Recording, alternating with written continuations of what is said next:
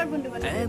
বান্ধৱী স্বাগতম জনালো আৰু আজি ৰবিবাৰ গা পা ধুওঁতে দেৰি হৈছে আৰু মা নাই গতিকে ভাত বনোৱা দায়িত্বটো পৰিছে মোৰ এতিয়া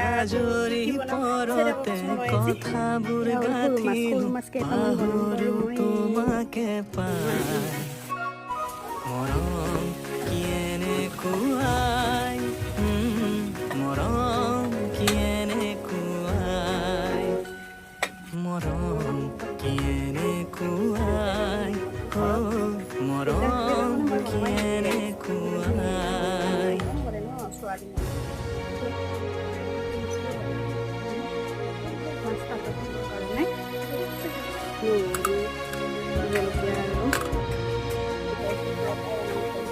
কালি দিয়া উতলি আছে মানে হ'ব